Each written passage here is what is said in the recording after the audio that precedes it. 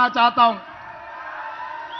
क्योंकि यहां के कारपोरेटर फराज हमारे साथी, हमारे मित्र कौसर भाई एमएलए बनकर ये नवीन यादव को जिताने के लिए बारिस्टर असद साहब, जिसका एमआईएम पार्टी का सदर साहब नवीन यादव को दुआ दिलाने के लिए, इस चुनाव में जिताने के लिए कौसर भाई को साथ देकर शेखपेट में मुझे भिजाया। मैं एक बात हमारे मुसलमान भाई बहनों से मैं याद दिलाना चाहता हूं, नवीन यादव गरीब का बेटा, ये नौजवान को पहले हम नहीं पहचाना। 2014 में असदुद्दीन ओवैसी साहब, अकबरुद्दीन ओवैसी साहब पहली बार इनको एमएलए उम्मीदवार बना के जुबली चुनाव में इनको लड़वाया। पहली बार ये एमआईएम से जुबली असेंबली चुनाव में ये चुनाव लड़ा था। उस दिन ये कामयाब नहीं हो सका, क्योंकि वो समय पर इनका तजुर्बा कम थे। असद अकबर साहब का काम बहुत ज्यादा थे, कोने कोने पे घूमने में लग गया, जुबली हिल्स पे इन्हों जीता नहीं। आज ये शेखपेट मोहल्ला में मेरा जितना दूर नजर लग रहा है, जहां तक मेरा नजर जितना दूर है उतने दूर हजारों लोग आके आज नवीन यादव को आशीर्वाद देने के लिए, दुआ देने के लिए हजारों नौजवान यहां खड़ा हुआ है।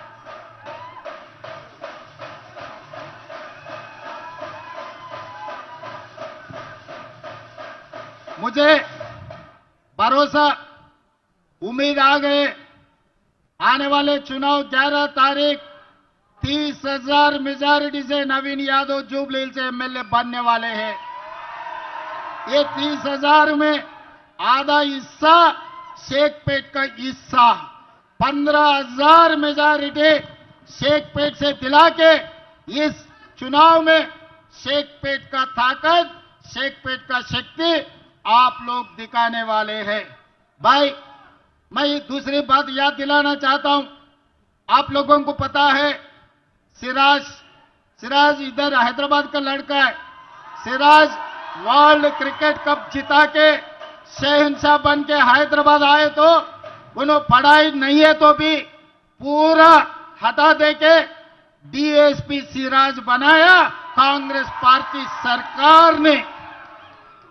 और दूसरी बात रहा निकत जरीन, निजामाबाद की लड़की, अब आपके बहनजी मेहनत करके वहां पर बॉक्सिंग वर्ल्ड चैंपियन बनकर तेलंगाना आए तो तेलंगाना सरकार 3 करोड़ रुपए नजराना देते हुए तेलंगाना के डीएसपी बना के तेलंगाना के ब्रांड एम्बेसडर बनाया सिराज और निकत जरीन को।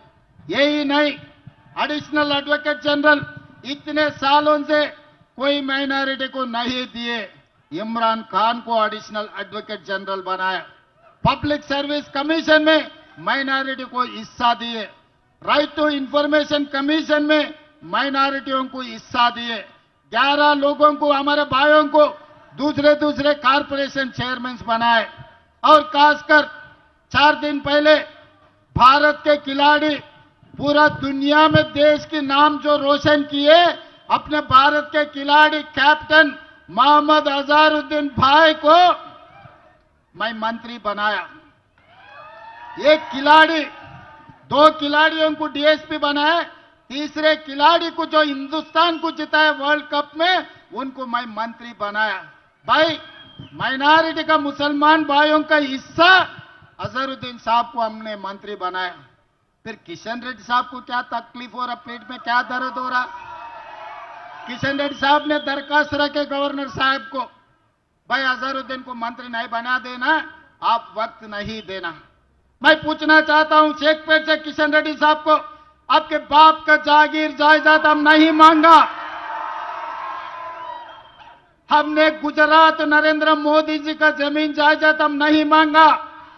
तेलंगाना रियासत में जो हमारे मुसलमान भाइयों का हिस्सा, जो मंत्रिमंडल में उनका हिस्सा, मोहम्मद अजहरुद्दीन को हम मंत्री बनाए।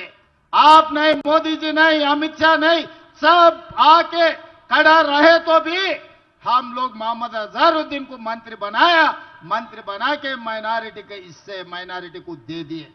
भाई कल मैं रहमतनगर में भाषण दे रहे थे, मैं बोलने का मतलब मुसलमान का मतलब कांग्रेस, कांग्रेस का मतलब मुसलमान।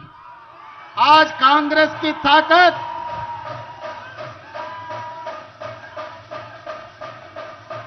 तेलंगाना सरकार की ताकत हमारे मुसलमान भाई बहनों, ये तेलंगाना सरकार के दो आंखें मुसलमान और हिंदू, हम ये दोनों के बीच में कभी फर्क नहीं देखा, फर्क नहीं देखने के लिए कोशिश भी हम नहीं करते।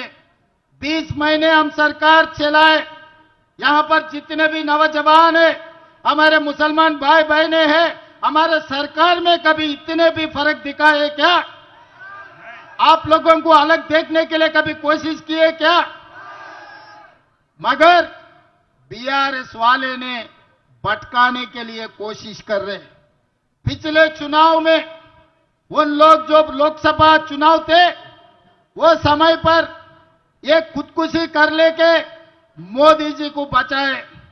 8 लोकसभा में महबूबनगर, छेवल्ला, सिकंदराबाद, मलकाजगिरी, मेदक, करीमनगर, निजामाबाद, आदिलाबाद तक पूरा बीआरएस डिपॉजिट जब्त होकर बीजेपी को जिताए।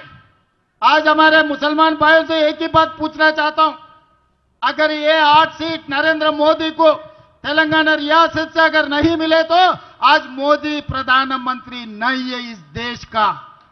आज मोदी जी प्रधानमंत्री बने केसीआर के वजह से, बीआरएस पार्टी के वजह से। ये अंदरूनी बात, ये बहुत सारे पैसे कमाया, बेटा जनवाड़े में 100 एकड़ में फार्म हाउस बनाया, केसीआर साहब ने गज्वेल में 1000 एकड़ में फार्म हाउस बना लिए, हरीश राव मोइनाबाद 50 एकड़ में फार्म हाउस बना लिए, हजारों करोड़ों रुपए कमाए। वो कमाई को मोदी जी पकड़कर इन लोगों को ब्लैकमेल कर दे के पूरा इनका डिपॉजिट जब्त करवा दे के बीजेपी एमपी लोगों को जिता लिए। आज भी बीजेपी के नाम से वोट मांगे तो जुबली हिल्स में वोट नहीं मिलने वाले, उन लोगों को हकीकत पता है, इसीलिए बीजेपी के नाम से नहीं मांग रहा है। बीजेपी बीआरएस के नाम से, कार के निशान के नाम से आज वोट मांग रहा है। आज अगर आप गलतफहमी से आने वाले 11 तारीख चुनाव में कार के निशान को अगर आप दबाए, शेखपेट गली से वो कार निकल के दिल्ली मोदी गली में घुसकर वो कमल पुल बनने वाला है, ये हकीकत है। क्योंकि इनका सीबीआई केसेस क्यों लागू नहीं कर रहा है? किशन रेड्डी साहब, आप जवाब दो। आप ही बोले थे, आप ही बयान दिए थे जलसे में, अगर सीबीआई को दे दो कालेश्वरम, 24 घंटा में बाप बेटे को अंदर डालने के लिए आप ऐलान किया था। आज मैं सवाल कर रहा हूं किशन रेड्डी जी को, मोदी जी को, 3 महीना हो गए, असेंबली में चर्चा करके सब लोग तय करके मोदी जी को भेज दिए, सीबीआई केस लगा दो कालेश्वरम में केसीआर को और उनके बेटे को अंदर डालो चरलापल्ली में, उनको चिप्पा कूड़ू खिलाओ बोल के हम बोले, मगर नहीं हो रहा। क्यों नहीं हो रहा? क्या है? मोदी जी किसी को छोड़ा क्या इस देश में? मोदी जी किसी को बचाया क्या? जो भी मौका मिले विपक्ष के नेता लोगों को, सोनिया जी, राहुल जी तक किसी को नहीं छोड़ा, सबको ईडी केसेस में लगाए, सबको सताए, सबको रुलाए, मगर बाप बेटे को काली ऐसा टच भी नहीं कर रहा। क्यों? इसका हकीकत क्या है? हमारे मुसलमान भाइयों को सोचो बोलना के इस वक्त में मैं बोलना चाहता हूं। दिखाने का अलग है, हाथी का दांत खाने का अलग है, दिखाने का अलग है।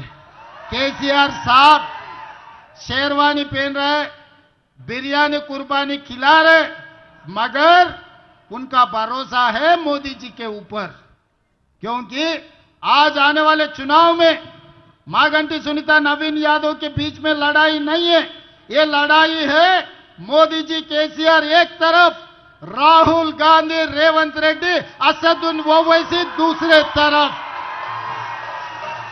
चलो देखेंगे। मैं सवाल कर रहा हूं मोदी जी और केसीआर से, हिम्मत है तो हरा के दिखाओ। असदुद्दीन ओवैसी, रेवंत रेड्डी, राहुल गांधी, नवीन यादव को जिता के 30,000 मेजॉरिटी हम दिलाएंगे। मोदी और केसीआर, नवीन यादव को हराने के लिए आप कोशिश करो। उसको कैसे जिताना है, हमारे कौसर भाई, हमारे फराज, सब लोग मिलके यहां आए हुए हजारों लोग, नौजवान लोग नवीन यादव को जिताने वाले हैं। मेरे को उम्मीद आ गए आप सबको देखने के बाद, कम से कम 1.5 किलोमीटर 1000 लोगों, खासकर हमारे महिला बहनों ने सब इनको दुआ करने के लिए सब लोग इधर हाजिर हो गए। मुझे भरोसा हो गए इन्हों जीतने वाले 30,000 से, उसमें से शेखपेट से 15,000 मेजॉरिटी मिलने वाले हैं। फिर जीतने के बाद जलसे में मैं आऊंगा, आपसे बैठकर बिरयानी कुर्बानी खाऊंगा। मैं शेखपेट का ताकत दिखाना, मोदी जी और केसीआर को मुंह तोड़ जवाब देना। आप लोग तैयार हैं? तैयार हैं? मोदी जी केसीआर को मुंह तोड़ जवाब देंगे? जो जिसने तैयार है हाथ उठा दो। जय कांग्रेस, जय जय कांग्रेस। हस्तम गुर्तुके, हस्तम गुर्तुके।